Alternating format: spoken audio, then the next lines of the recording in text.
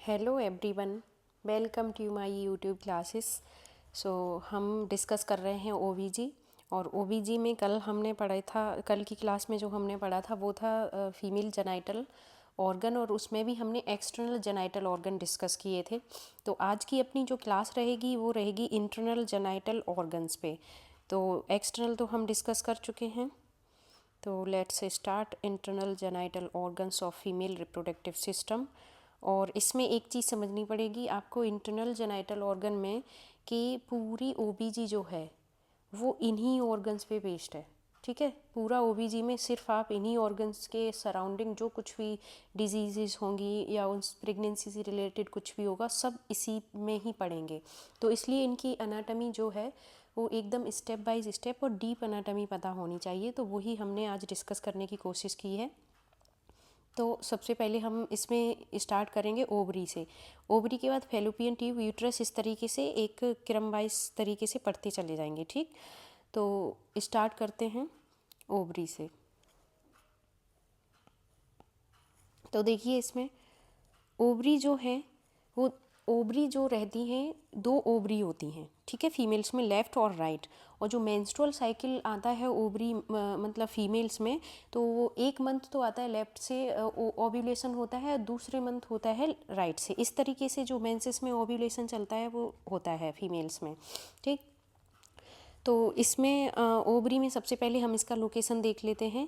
Located pelvic ball into ovarian fossa, यानी कि जहाँ पे ये ओवरी लोकेटेड होती है, जहाँ पे उस एरिया को हम क्या बोलेंगे, ओवेरियन फोसा बोलते हैं। अगर इसकी साइज़ की बात करें ओवरी के, तो इसका साइज़ होता है 3x2x1, यानी कि इसकी जो लेंथ है, विड्थ है और इसकी थिकनेस है। ठीक, तो वो रहता है, वेट रहता है इसका 2 to 3 gram each ovary. Each ovary का मतलब 2 ओवरीज हैं, तो एक ओवरी का जो वेट है वो कितना रहेगा आपका, 2 से 3 ग्राम रहता है एक ओवरी का वेट। अगर इसके फंक्शंस की बात करें ओवरी के, तो इसका प्राइमरी फंक्शंस होता है रिलीज ओवम। प्राइमरी फंक्शंस है इसका ओवम को रिलीज़ करना। ठीक है, क्या है, ओवम को रिलीज़ करना। उसके बाद अगर सेकेंडरी फंक्शंस देखा जाए ओवरी का, तो सेकेंडरी फंक्शंस होता है हार्मोन्स को रिलीज़ करना। और जो मेन हार्मोन होते हैं ओवरी के वो रहते हैं आपके ईस्ट्रोजन, प्रोजेस्टेरोन, और एक हार्मोन और होता है इनिविन। इनिविन जब हम लेबर पढ़ाएंगे तब उसमें बता देंगे इनिविन का यूज़ क्या होता है। तो ईस्ट्रोजन, प्रोजेस्टेरोन और इनिविन 3 टाइप के हार्मोन्स रिलीज होते हैं ओवरी से।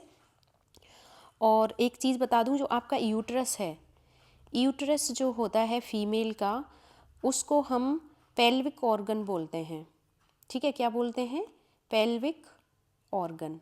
पेल्विक ऑर्गन इसलिए बोलते हैं कि आपका जो पेल्विक बोन होता है फीमेल्स का, जो मैंने यहाँ पे एक लोकेशन दे रखा है अच्छे से समझने के लिए, तो पेल्विक बोन की एरिया जो रहती है, अंदर कैविटी रहती है, उसी के अंदर ये यूट्रस लोकेटेड होता है। बिल्कुल भी ये पेरिटोनियम का पार्ट नहीं है। जो पेरिटोनियम एरिया होती है जिसमें हमारे सारे एब्डोमेन के जो ऑर्गन्स रहते हैं वो लोकेटेड रहते हैं, तो उसको पेरिटोनियम एरिया बोलते हैं। लेकिन जो आपका यूटरस है वो कहाँ पे लोकेटेड होता है, पेल्विक ऑर्गन बोलते हैं। तो ये पेल्विक एरिया में लोकेटेड होता है। ठीक, नेक्स्ट हम देखते हैं ओवरी के बारे में इतना ही। ठीक है, जब हम मेंस्ट्रुअल साइकिल पढ़ेंगे तब ओवरी का पूरा स्ट्रक्चर पढ़ेंगे और किस तरीके से इसमें ओवम का फॉर्मेशन होता है, कब मैच्योर होता है, कब रिलीज होता है। जब वो पूरा साइकिल पढ़ेंगे तो उस दौरान हम ओवरी को पूरा अच्छे से डिस्कस करके बता देंगे। यहाँ पे सिर्फ इतना ही इसको देख लो, लोकेशन इसकी क्या है, साइज़ क्या है, इसका वेट क्या है, फंक्शंस क्या हैं। नेक्स्ट हम देखते हैं फेलोपियन ट्यूब। तो फेलोपियन ट्यूब जो है वो एक पाइप लाइक स्ट्रक्चर होती है जो यूट्रस के दोनों तरफ से निकलती है। तो इसको फेलोपियन ट्यूब को हम क्या बोलते हैं, क्या बोल सकते हैं, और ओविडक्ट बोल सकते हैं, और ओविडक्ट बोलेंगे या फिर यूटेराइन ट्यूब बोलेंगे या साल्पिंजिस बोलेंगे।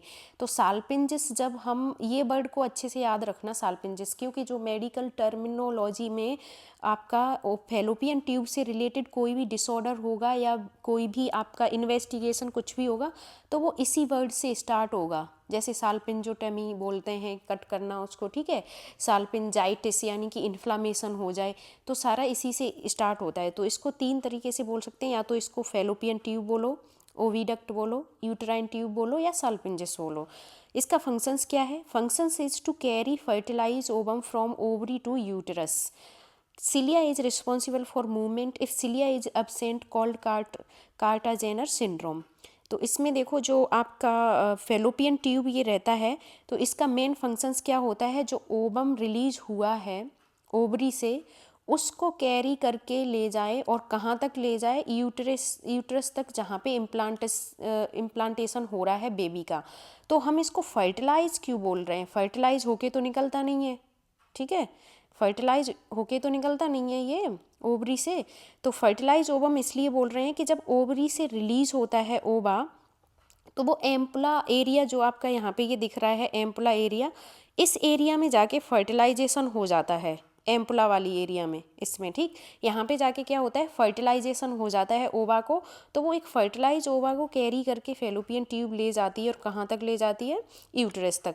अब ये जो ओवा है वो मूव कैसे करता है, फेलोपियन ट्यूब में कुछ ऐसा तो है नहीं कि कोई बैठा है धक्का लगा रहा होगा, कुछ होगा, कुछ तो होगा ऐसा कि वो फेलोपियन ट्यूब से यहाँ से निकलता है, फिम्बरी इसको कैच करती है, जैसे ओवरी आपकी ये है, तो ओवरी से जब ओवा रिलीज होगा तो ये जो फिंगर लाइक स्ट्रक्चर हैं ये थोड़ी सी पास पास आ जाती हैं ओवरी के, ठीक, और ये क्या करती हैं, ओवा को जैसे ही रिलीज होता है उसको कैच कर लेती हैं, और कैच करने के बाद ये जाता है इन्फंडिबुलम में, इन्फंडिबुलम के बाद ये एम्प्ला में जाता है, अगर स्पर्म आके मिल जाता है तो यहीं फर्टिलाइज हो जाएगा और जाके इम्प्लांटेशन हो जाता है यूट्रस में, ठीक।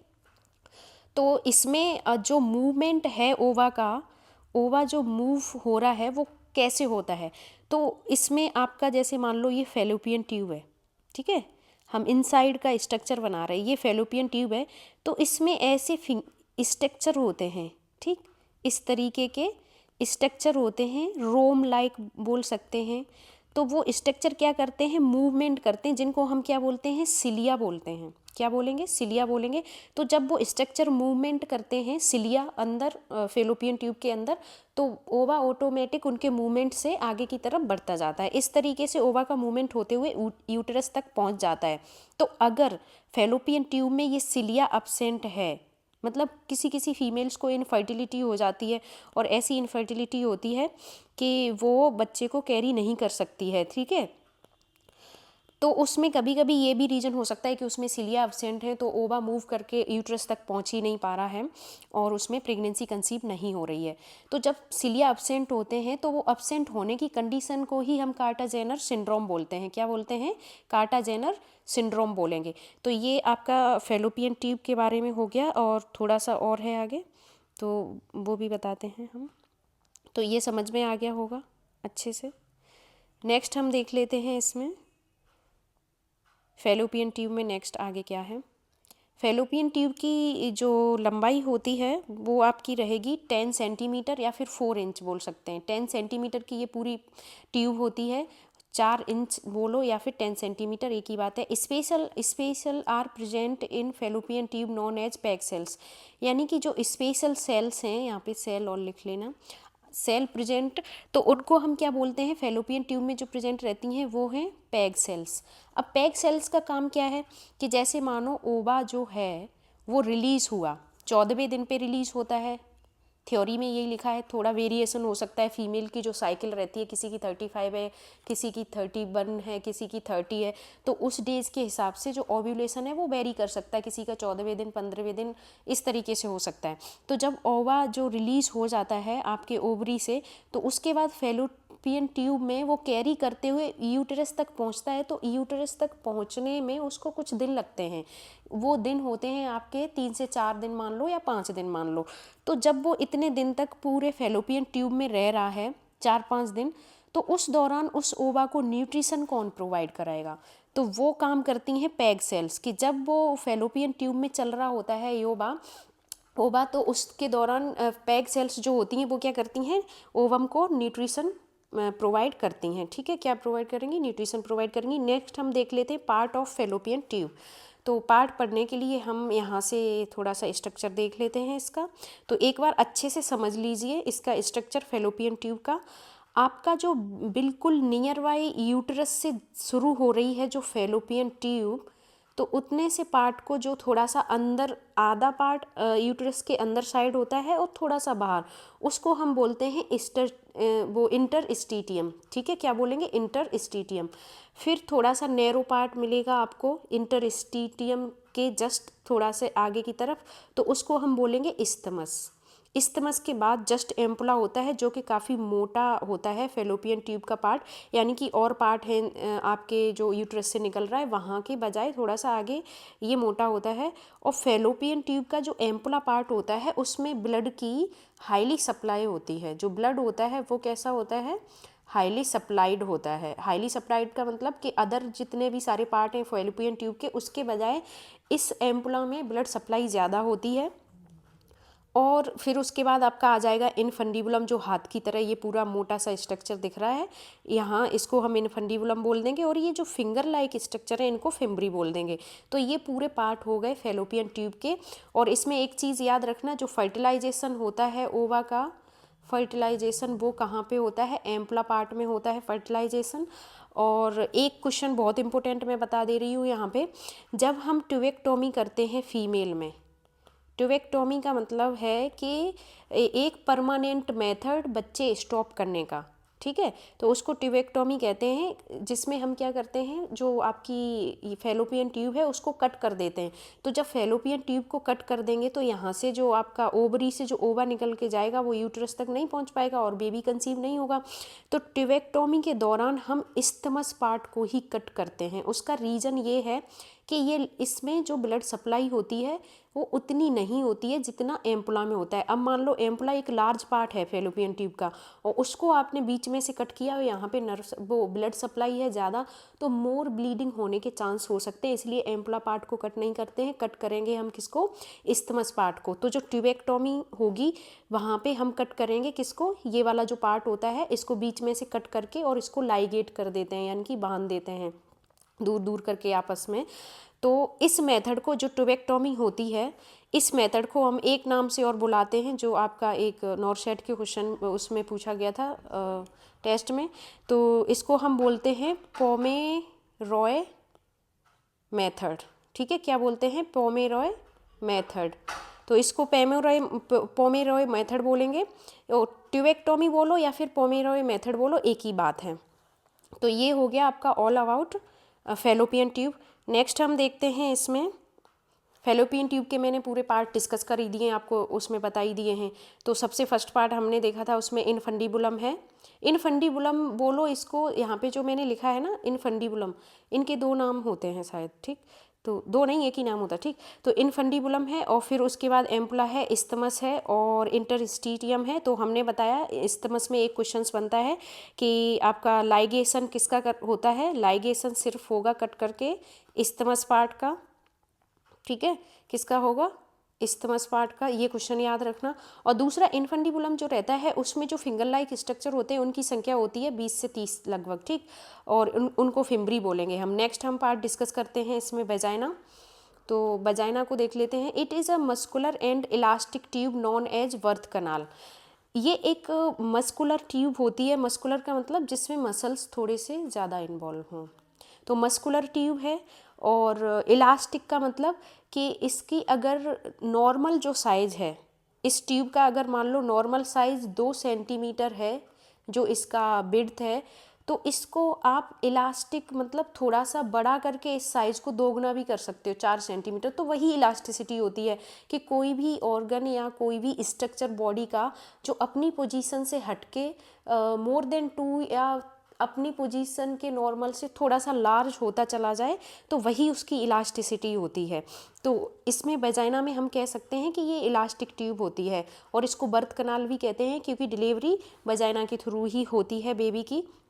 नेक्स्ट इसमें हम देखेंगे लेंथ जो एंटीरियर है वो 7 सेंटीमीटर होती है और जो पोस्टीरियर है वो 9 सेंटीमीटर होती है लेंथ। ये अभी हम बता देंगे नेक्स्ट स्ट्रक्चर में कि एंटीरियर लेंथ कम क्यों है और पोस्टीरियर लेंथ ज़्यादा क्यों है वेजाइना की।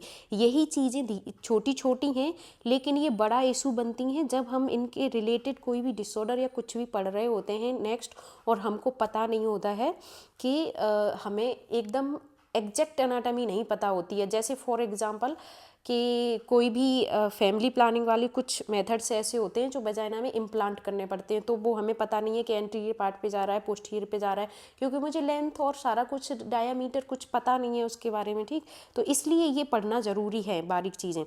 तो वजाइना की जो लेंथ है वो एंटीरियर 7 सेंटीमीटर है, पोस्टीरियर 9 सेंटीमीटर है, और जो पीएच होता है वजाइना का वो 3.8 to 4.5 तक होता है, और इसको एसिडिक नेचर का पीएच होता है। और ये किसकी वजह से एसिडिक नेचर होता है? ये होता है डोरडेलिन, एक डोरडेलिन बैक्टीरिया नामक होता है, जो कि एक हेल्दी बैक्टीरिया होता है, वो ऑलवेज प्रेजेंट रहता है फीमेल की वजाइना में। ड्यूरिंग प्रेगनेंसी मोर एसिडिक, और जब प्रेगनेंसी चल रही होती है तो ये सबसे ज़्यादा एसिडिक होता है। अब यहाँ पे हम एक कॉन्सेप्ट बता देते हैं कि ये एसिडिक क्यों हो जाता है। जो डोरडेलिन ये बैक्टीरिया है आपका, ये क्या करता है, वजाइना में प्रेजेंट ग्लाइकोजन जो होता है, तो ग्लाइकोजन को ये एज ए न्यूट्रिशन यूज करेगा और उसको ये कन्वर्ट करता है लैक्टिक एसिड में। किस में कन्वर्ट करेगा? लैक्टिक एसिड में कन्वर्ट कर देता है, और लैक्टिक एसिड एक एसिड होता है, तो इसकी वजह से जो वजाइना का पीएच है वो एसिडिक हो जाता है, ठीक। नेक्स्ट देखो सर्विक्स, तो इसमें हम आपको एक बार बता दे रहे हैं एक स्ट्रक्चर लेके, सर्विक्स कहाँ होता है, वजाइना कहाँ है। तो ये वाला स्ट्रक्चर देख लो। तो अभी हमने जो पढ़ा था, तो वजाइना का पार्ट आपका ये पूरा यूटरस है, ठीक, ये यूटरस है, और जो नैरो पार्ट आपको दिखेगा यूटरस का वो रहेगा सर्विक्स। तो नैरो पार्ट आपको ये यहाँ से शुरू हो रहा है दिखना, तो जो इतना मैं बता रही हूँ यही है सर्विक्स। और ये होता है यहाँ पे एक बॉल्व की टाइप का लगा होता है, जिसको ओश बोलते हैं, सर्विक्स का इंटरनल और एक्सटर्नल ओश, वो भी मैं आगे पढ़ाऊँगी। और ये होता है आउटर साइड का, तो इसको हम बोलते हैं मतलब आउटसाइड वाला, आउटर ओश। तो ये हो गया आपका आउटर ओश, ये हो गया ये वाला जो यहाँ पे मतलब एक यहाँ पे बॉल्व की तरह रहता है, जो क्लोज करता है, जो यूटरस को यानी कि क्लोज करके रखता है। ऐसे बोल सकते हैं कि यूटरस के दो मुंह होते हैं, एक अंदर की साइड एक बाहर की साइड। तो ये अंदर की साइड होता है, इसको हम इंटरनल बोलते हैं, इंटरनल ओश। तो ये पूरा जो स्ट्रक्चर है यहाँ से लेके यहाँ तक, यही सर्विक्स है। ये क्या है? सर्विक्स। और सर्विक्स का जो मुंह है वो खुलता है वजाइना में, और थोड़ा सा नीचे की तरफ खुलता है 1-2 सेंटीमीटर। और ये जो पूरा स्ट्रक्चर है ये पूरा वजाइना है, जो बिल्कुल आउटसाइड खुलता है, जो हमने आपका वो कल वाली क्लास में पढ़ाया था, पूरा बल्वा एक्सटर्नल जेनाइटल ऑर्गन। तो उसमें एक वजाइनल ओपनिंग दिख रही थी, यूरिथ्रल ओपनिंग दिख रही थी, तो जो बाहर की तरफ ही खुलता है जाके, तो बाहर होगा आपका वजाइनल ओपनिंग। तो ये पूरा हो गया सर्विक्स। तो इसी के बारे में हम पढ़ रहे हैं। देखो नेक्स्ट कहाँ गए थे, हाँ सर्विक्स। तो सर्विक्स आपको पता चल गया कहाँ पे होता है।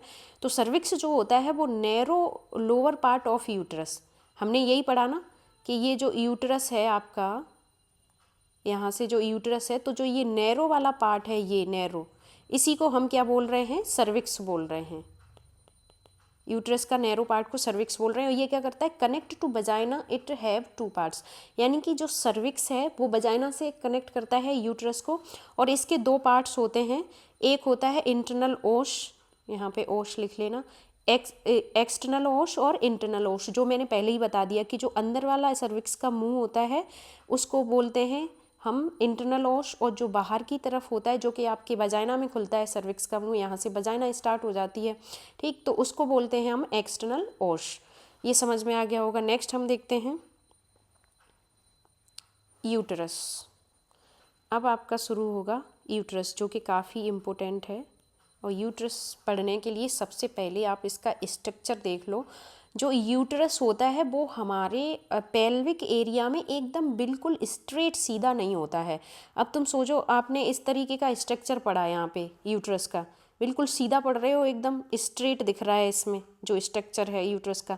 लेकिन अब के जो पेल्विक एरिया में अगर देखोगे, उसका लोकेशन देखोगे, उसका स्ट्रक्चर देखोगे किस तरीके का है, तो वो एकदम से सीधा नहीं होता है, थोड़ा एंगल में झुका हुआ होता है। तो वही हम नेक्स्ट पढ़ाएंगे आपको इसमें, और यही इम्पोर्टेंट है सबसे ज़्यादा कि एंगल क्या होता है, ये चीज़ें पूछ लेते हैं। तो ये साइड व्यू है, जो फीमेल है उसका साइड व्यू है। तो साइड व्यू में इसमें ये देखो, आपका ये है पीछे बैकबोन, और उसके बाद ये आपका रेक्टम दिख रहा है। रेक्टम के बाद जो ओपनिंग है वो ये वजाइना की ओपनिंग है, और ये यहाँ तक। अब हमने एक चीज़ पढ़ी थी कि जो आपका क्या कहते हैं वजाइना है, उसका जो एंटीरियर वॉल होता है वो 7 सेंटीमीटर होता है, और जो पोस्टीरियर होता है वो 9 सेंटीमीटर होता है। यही पढ़ा था ना। तो ये ऐसा क्यों होता है? क्योंकि ये जो यूट्रस है वो कुछ एंगल पे आगे की तरफ ब्लैडर के ऊपर झुका हुआ होता है। तो जो एंटीरियर आपका जो वॉल रहेगी वेजाइना की, वो थोड़ी सी शॉर्ट हो जाती है, ठीक है। तो एंटीरियर हो गई आपकी 7 सेंटीमीटर, और पोस्टीरियर देखो यहाँ तक जा रही है पोस्टीरियर, तो इसलिए पोस्टीरियर होती है 9 सेंटीमीटर। ये है पीछे की वॉल वेजाइना की, ये है आगे की, तो ये हो गई 7, ये हो गई 9। अब ये क्या है? ये ब्लैडर है जिसमें यूरिन कलेक्ट होता है। तो ये ब्लैडर के ऊपर जो यूट्रस है, ये साइड व्यू है यूट्रस का, ठीक है, साइड व्यू, फ्रंट का नहीं है। जो अभी मैंने ऊपर इमेज पढ़ी थी वो फ्रंट का व्यू है। तो इसमें देखो ये झुका हुआ है कुछ एंगल पे, वो एंगल बताएंगे और इनकी स्थिति भी बताएंगे, क्या नाम बोलते हैं इसको। तो ये इतना झुका हुआ है यूट्रस आपका। अब पहले पढ़ लेते हैं इसके बारे में। तो देखो, uterus is a hollow muscular organ located between urinary bladder and rectum. इसकी जो मेन लोकेशन होती है वो कहाँ होती है? यूरिनरी ब्लैडर है और पीछे रेक्टम है, उसके बीच में यूट्रस लोकेटेड होता है। यानी कि आगे की तरफ तो यूरिनरी ब्लैडर है और पीछे की तरफ क्या है? आपका रेक्टम है, उसके बीच में आपका लोकेटेड रहेगा यूटरस। इसकी जो मेन लेंथ होती है यूटरस की वो है 7.5 to 8 सेंटीमीटर। और नॉन प्रेग्नेंट अगर यूटरस की बात की जाए, यानी कि जो गर्ल्स रहते हैं या जो फीमेल हैं जो नॉन प्रेग्नेंट हैं, तो उनके यूटरस का वेट केवल 60 ग्राम होता है। कितना? केवल 60 ग्राम होगा। पूरा मीजरमेंट देखा जाए यूटरस का तो 7.5 इंटू 5 इंटू 2.5 होता है, यानी कि लेंथ, विड्थ एंड थिकनेस। ये है लंबाई, ये है चौड़ाई, ये है थिकनेस कितनी है यूटरस की। प्रेग्नेंट की बात की जाए तो प्रेग्नेंट वुमेन का जो यूट्रस का वेट होता है वो 900 से 1000 ग्राम तक होता है, यानी कि 1 kg तक हो जाएगा। अब ये यूट्रस का वेट है सिर्फ, और वो क्यों हो जाता है? क्योंकि इसमें नई मसल्स का ग्रो होता है। एंड्रोमेट्रियम, जो आपका एंडोमेट्रियम होता है यूट्रस की लेयर, अभी मैं आगे पढ़ाऊँगी, तो वो endometrium highly vascular, highly muscular हो जाती है, यानी कि उसकी मसल्स भी ग्रो कर जाती हैं और उसमें ब्लड वेसल्स भी न्यू फॉर्म हो जाती हैं। तो इस वजह से उसका इतना वजन बढ़ जाता है। अब सोचो 60 ग्राम से पूरा 1 kg का हो जाता है लगभग यूट्रस ड्यूरिंग द प्रेगनेंसी। तो कितना ज़्यादा उसमें चेंजेस होते हैं। नेक्स्ट इसकी पोजीशन देख लेते हैं, क्या क्या पोजीशन होती है। तो हमने ये जो 2 इमेज दी हैं, एक को बोल रहे हैं एंटी वर्जन पोजीशन और एक को बोल रहे हैं एंटी फ्लेक्शन। तो ये थोड़ा ध्यान से समझ लेना। तो एंटी वर्जन जो पोजीशन रहती है वो 90 डिग्री पे होती है, और एंटी फ्लेक्शन पोजीशन होती है वो 120 से 125 डिग्री। कुछ कुछ बुक्स में केवल 120 लिखा है, कुछ में 125 तक, इसलिए दोनों वैल्यू एवरेज में मैंने ऐड कर दी हैं। तो 120 से 125 डिग्री तक जो झुका हुआ रहता है, किस तरीके से, किसके एंगल में होता है, किसको एंटी फ्लेक्शन वर्जन कहते हैं, वो मैं बता रही हूँ। तो सबसे पहले देख लेते हैं एंटी वर्जन क्या है। तो एंटी वर्जन जो रहता है, तो हम क्या देखते हैं, जो एक तरीके से जो लॉन्ग एक्सिस है ऑर्गन्स की, उसके हिसाब से हम एंगल को देखते हैं। तो इसमें हम सबसे पहले देख लेते हैं एंटी वर्जन। अगर तुम देखना चाहोगे तो जो वजाइना की लॉन्ग एक्सिस है उसको यूटरस के लॉन्ग एक्सिस से मिलाएंगे तो वो दोनों एक्सिस एक दूसरे को 90 डिग्री पे क्रॉस करती हैं। कितने पे? 90 डिग्री पे। तो इस पोजीशन को हम बोलते हैं एंटी वर्जन। अब लॉन्ग एक्सिस का मतलब समझ रहे हो? लॉन्ग एक्सिस का मतलब होता है कि उस ऑर्गन की लंबाई कितनी है उसके डायरेक्शन में। कोई भी ऑर्गन हो XYZ, तो उसकी लॉन्ग एक्सिस हम तभी निकालेंगे, जैसे हम अपने बॉडी की लॉन्ग एक्सिस निकालें तो अपने फुट से लेके हेड तक, तो हमारा ये लॉन्ग एक्सिस हो गया पूरा, ठीक। उसी तरीके से आपके वजाइना का लॉन्ग एक्सिस है कि उसकी लंबाई कितनी है, यूट्रस का लॉन्ग एक्सिस ये हो गया। तो हम जब एंटी वर्जन देख रहे होंगे 90 डिग्री वाला, तो लॉन्ग एक्सिस लेंगे किसका? यूट्रस का, और दूसरा लॉन्ग एक्सिस लेंगे हम वजाइना का, तो वो एंटी वर्जन निकल के आ जाएगा। एंटी फ्लेक्शन की बात करेंगे तो हम यहाँ पे वजाइना का लॉन्ग एक्सिस नहीं लेते हैं, हम सिर्फ किसका लेंगे? यूट्रस का लॉन्ग एक्सिस लेंगे। अब एक चीज़ देख लेना, दोनों जो एंगल निकालने के लिए हम लॉन्ग एक्सिस यूट्रस के तो लेते हैं दोनों में, लेकिन एक में लेते हैं वजाइना का लॉन्ग एक्सिस और दूसरे में लेते हैं सर्विक्स का, ठीक है। जो सर्विक्स नैरो पार्ट होता है, तो नैरो पार्ट से कुछ डायरेक्शन में झुक जाता है जो यूट्रस होता है। तो जो नैरो पार्ट होता है सर्विक्स का, उससे कुछ डायरेक्शन में झुक जाता है, तो इसलिए हम सर्विक्स का लेते हैं। तो सर्विक्स का तो लॉन्ग एक्सिस अगर देखोगे तो सर्विक्स ये हो गया इतना, तो इसको अगर लॉन्ग एक्सिस मिलाओ तो ये हो जाएगा। ठीक है, यही हुआ ना, सर्विक्स का लॉन्ग एक्सिस ये है, यहाँ पे लिख दे रहा है, सर्विक्स का है ये लॉन्ग एक्सिस, और ये जो है वो यूटरस का है। किसका है? यूटरस का। तो ये एक सेकंड, ये सही से नहीं दिख रहा, मैं इसको क्लीन करती हूँ थोड़ा सा, दोबारा से बताती हूँ।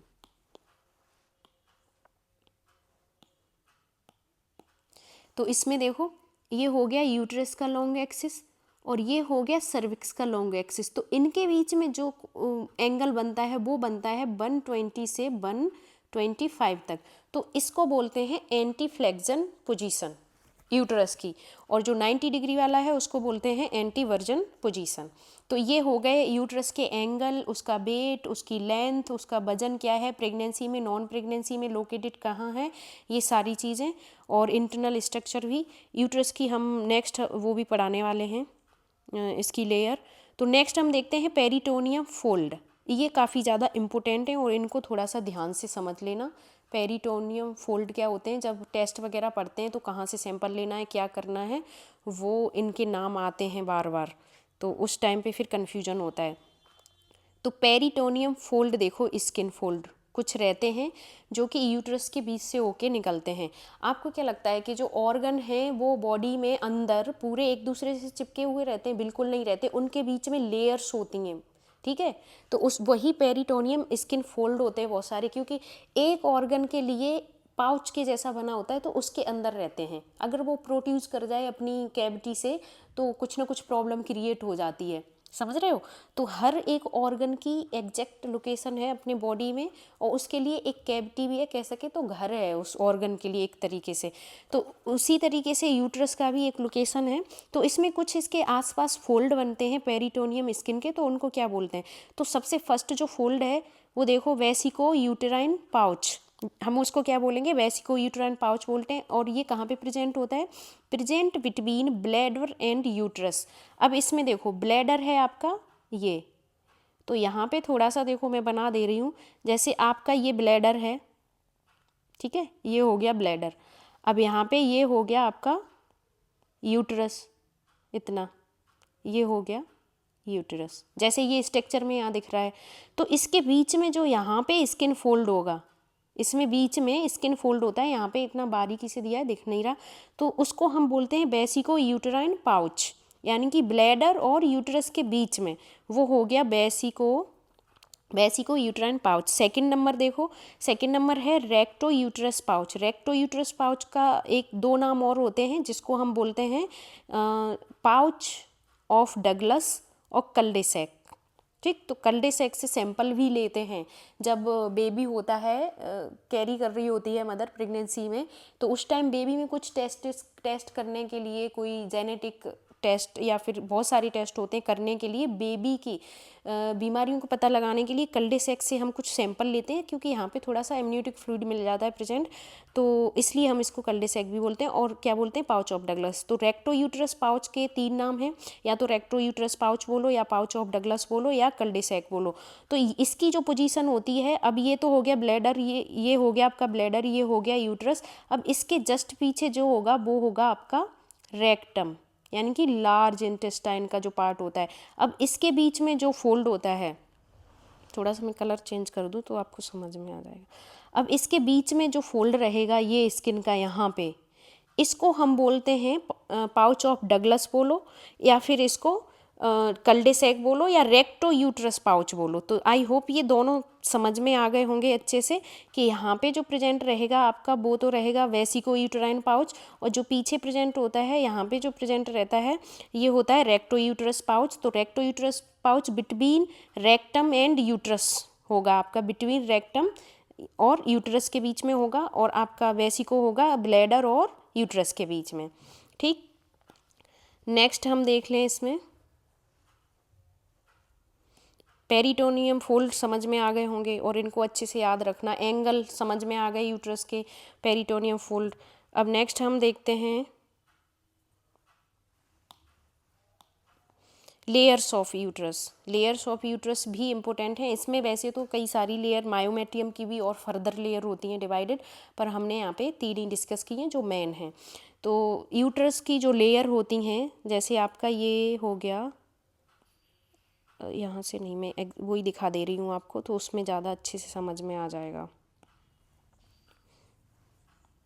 देखो इसमें ये जो आपका यूट्रस है, तो इसमें जो सबसे आउटर लेयर रहेगी, बिल्कुल आउटर लेयर, वो होती है आपकी पेरीमेटियम। उसके बाद जो मिडिल लेयर होती है, ये वाली जो मोटी सी दिख रही है, वो आपकी मायोमेट्रियम रहेगी, और सबसे इनर वाली रहती है उसको एंडोमेट्रियम कहते हैं। तो यूट्रस की 3 लेयर होती हैं। सबसे आउटर जो रहेगी वो होगी पेरीमेट्रियम, उसके बाद एंडोमेट्रियम, उसके बाद आपकी रहेगी मायोमेट्रियम मिडल वाली, और एंडोमेट्रियम सबसे इनर वाली। जो आपने बहुत सारे अनाटमी में पढ़े होंगे, तो लेयर होती हैं, तो वो इसी तरीके से डिवाइडेशन होता है, चाहे किसी भी ऑर्गन की हो, कि बाहर की है तो पेरी है, बीच की है तो मायो है, और बिल्कुल अंदर की है तो एंडो है। इसी तरीके से टर्म यूज होते हैं सारे ऑर्गन्स के लेयर्स के लिए, तो उसी तरीके से आपके यूट्रस की लेयर के लिए हैं। तो इसमें देखो सबसे आउटर लेयर जो है वो है पेरीमेट्रियम, इसको आउटर लेयर बोलते हैं। Protect the uterus from outside, यानी कि पूरी कैविटी में एक यूट्रस है, और उसके आसपास जो जितने भी ऑर्गन होते हैं, तो उनसे अगर जरा सा भी प्रेशर पड़ता है तो कहीं ना कहीं ये एक कुशन का काम करती है यूट्रस के लिए। किसका? कुशन का काम करेगी यूट्रस के लिए। उसके बाद है मायोमेट्रियम। तो मायोमेट्रियम बहुत इंपॉर्टेंट लेयर होती है यूट्रस की, और इसमें कई सारे स्ट्रक्चर प्रेजेंट होते हैं। और नेक्स्ट इसमें देखो, it is thickest layer made up of smooth muscles fibre. ये सबसे मोटी लेयर होती है, और ये स्मूथ मसल्स फाइबर की बनी होती है। फंक्शंस अगर इसका देखा जाए तो फंक्शंस है contraction during labour, postmortem haemorrhage control, so it is called living ligature of uterus. अब ये बहुत इम्पोर्टेंट, यहाँ पे मैं रेड से कर दे रही हूँ, ये बहुत इम्पोर्टेंट वर्ड है according to competitive exam, living ligature of uterus. अब हम लिविंग लाइगेचर क्यों बोल रहे हैं ये भी हम आपको समझा देंगे यहाँ पे। तो जैसे मान लो आपके यूट्रस की ये 3 लेयर हैं, ठीक, 3 लेयर हो गई, ये हो गई बाहर की, और ये हो गई अंदर की, और ये इनर हो गई।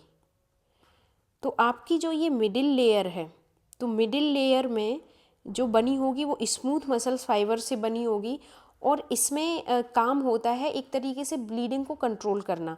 वो इसलिए होती है क्योंकि जो मिडिल लेयर रहती है उसकी जो मसल्स होती हैं उनका अरेंजमेंट इस तरीके से होता है, एकदम 8 शेप में ऐसे रहेगा।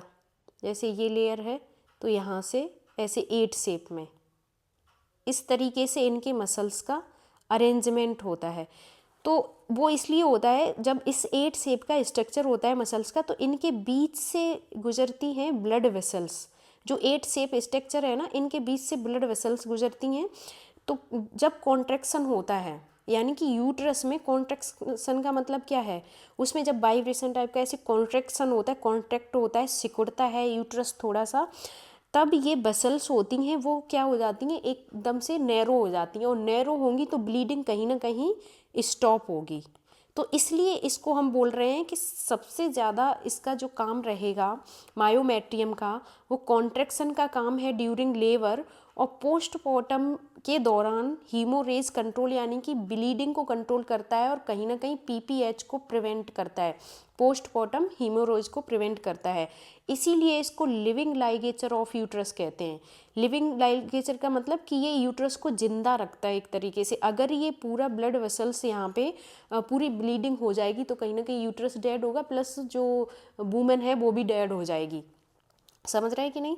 तो इस टाइप की इसमें जो मसल्स अरेंजमेंट होती हैं वो मायोमेट्रियम इस तरीके की होती है। नेक्स्ट देखो endometrium, it is inner layer, 2 type layer are present. इसमें 2 टाइप की लेयर होती हैं एंड्रोमेट्रियम में।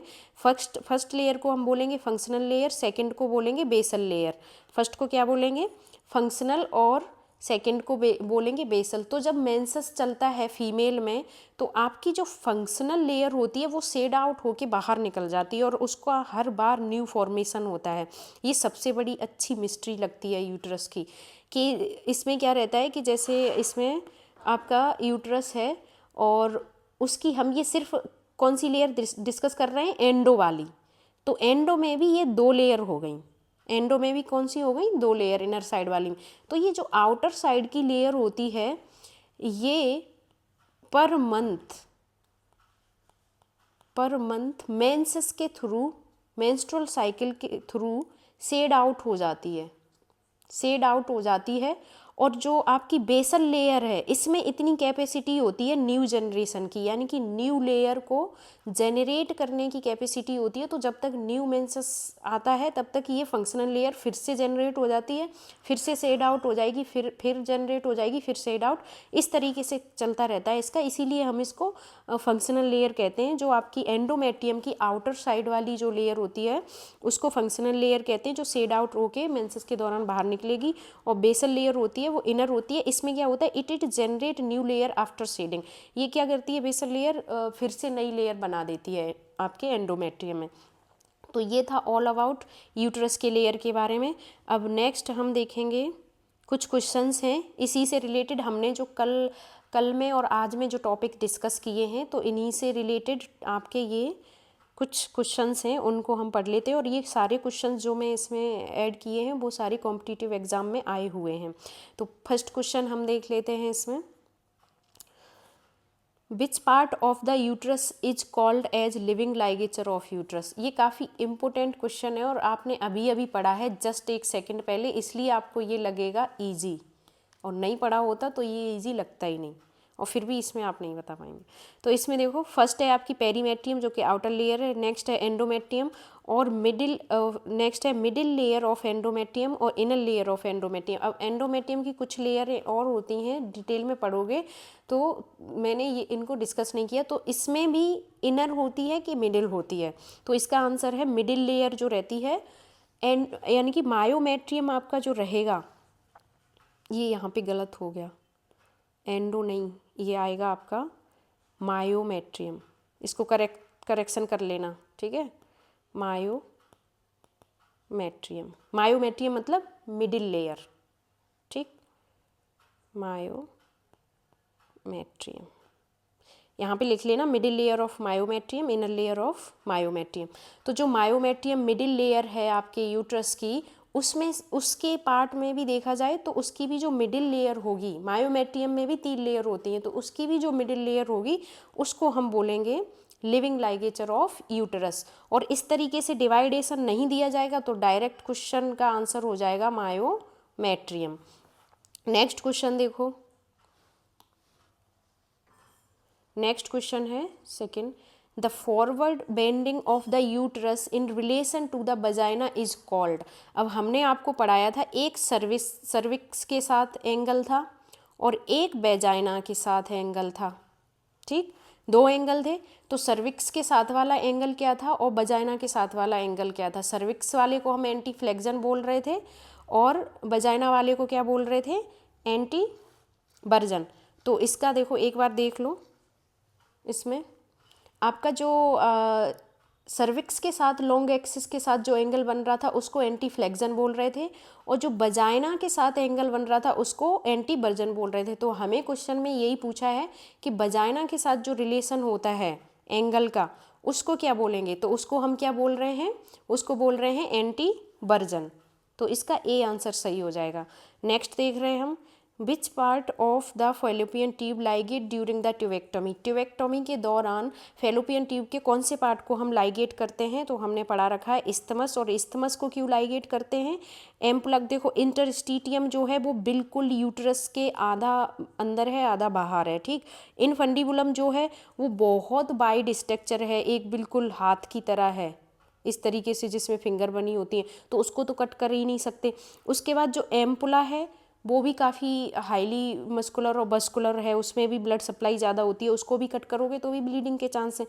तो जो इस्थमस पार्ट है वो नैरो पार्ट है फेलोपियन ट्यूब का, और उसमें कहीं ना कहीं ब्लड की जो सप्लाई है वो उतनी नहीं है जितनी अदर पार्ट्स की है, इसलिए हम इस्थमस वाले पार्ट को चूज़ करते हैं ड्यूरिंग द लाइगेशन, और उसका दूसरा नाम होता है पोमेरॉय मेथड। नेक्स्ट क्वेश्चन देखो, in a healthy woman the only organism found in upper 2/3 of vagina is. यानी हमने आपको बताया कि वजाइना में कौन सा बैक्टीरिया प्रेजेंट रहता है जो कि हेल्दी बैक्टीरिया होता है और हेल्दी वुमेन में प्रेजेंट रहेगा। तो उसमें से कौन सा है, क्या ट्राइकोमोनियासिस है, गोनोरिया है, और डोडेलिन बेसिलाई है, या फिर कैंडिडा एल्बिकेंस है। तो हमने पढ़ा था डोडिलन बेसिलाई है, और इसी की वजह से जो वजाइना का पीएच होता है, वजाइना का पीएच वो कैसा रहता है, एसिडिक रहता है। ठीक, क्योंकि ये ग्लाइकोजन को यूज़ करते हैं, और ग्लाइकोजन को यूज़ करने के बाद ये उसको लैक्टिक एसिड में कन्वर्ट कर देते हैं ये बैक्टीरिया। तो ये लैक्टिक एसिड एक एसिड होता है, तो एसिड की वजह से उसका जो पीएच है वो 3.8 के लगभग हो जाता है। नेक्स्ट क्वेश्चन देखो, Bartholin gland is present in, ये हमने कल की क्लास में पढ़ाया था। बार्थोलिन ग्लैंड कहाँ प्रेजेंट होती है, तो हमने पढ़ा था वो वेजाइना में प्रेजेंट होती है, यूट्रस, ओवरी, सर्विक्स में नहीं होती है, क्योंकि अभी तक इन तीनों में तो नाम आया नहीं उसका, पहले ही पढ़ चुके आप। What is normal size of uterus, uterus का हमने नॉर्मल साइज क्या पढ़ा था, उसमें पढ़ा था 7.5 to 5 into 2.5। नेक्स्ट ये जो मेथड है ये नॉरसेट 7 में पूछा गया हुआ क्वेश्चन है, एज इट इमेज के साथ ऐसे ही पूछा था।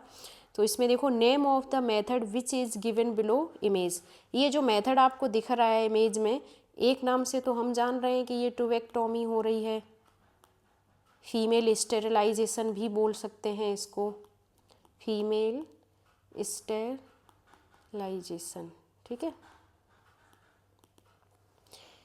फीमेल स्टेरिलाइजेशन भी बोल सकते हैं। तो इसको देखो सर्किलेज मेथड होता नहीं, और हमने दूसरा नाम क्या पढ़ा था, पोमेरॉय टेक्निक, तो इस मेथड को हम दूसरे नाम से जानते हैं, पोमेरॉय टेक्निक। तो ये था ऑल अबाउट टुडे क्लास, कुछ क्वेश्चंस, कुछ थ्योरी। आई होप आपको ये समझ में आई हो।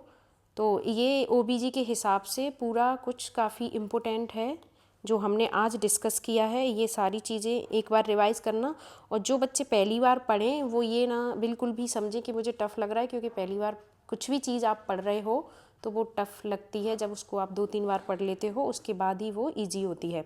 तो एक बार रिवाइज़ कर लेते हैं हमने आज की क्लास में क्या क्या पढ़ा है। इंटरनल ऑर्गन में हमने सबसे पहले पढ़ा था ओवरी, तो ओवरी के बारे में हमने उसका साइज, शेप, वेट क्या है, क्या फंक्शंस हैं इसके, कौन से हार्मोन रिलीज करती है। उसके बाद फैलोपियन ट्यूब को पढ़ा, फैलोपियन ट्यूब में कई सारे पार्ट पढ़े हमने, कहाँ से कट करते हैं ड्यूरिंग द ट्यूबेक्टोमी, वो सारी चीज़ें। और यूट्रस पढ़ा, यूट्रस का साइज, वेट, प्रेगनेंसी में यूट्रस का वेट कितना होता है, और उसमें नॉन प्रेगनेंसी में कितना होगा, उसका पूरा जो मेजरमेंट है यूट्रस का वो क्या है, लेयर कितनी होती है, कौन सी लेयर का क्या फंक्शंस है। वजाइना के बारे में पढ़ा। तो ये पूरे इंटरनल ऑर्गन हमने पढ़ लिए। और जो यूट्रस होता है वो कैसा होता है, पेल्विक ऑर्गन बोलते हैं हम इसको, ये भी हमने सारी चीज़ें डिस्कस की। तो आज की क्लास में हमने जो कुछ भी डिस्कस किया उसको एक बार रिवाइज कर लेना। और ओबीजी अगर आगे एकदम पूरे तरीके से आप समझना चाहते हैं, बहुत मन से पढ़ना चाहते हैं ओबीजी, तो जितना जितना आपको पढ़ाया जा रहा है क्लास में वो तुरंत साथ में ही पढ़ते चलें, तभी आपको पूरी ओबीजी ठीक से समझ में आएगी। तो थैंक यू सो मच आज की क्लास के लिए। मिलते हैं नेक्स्ट क्लास।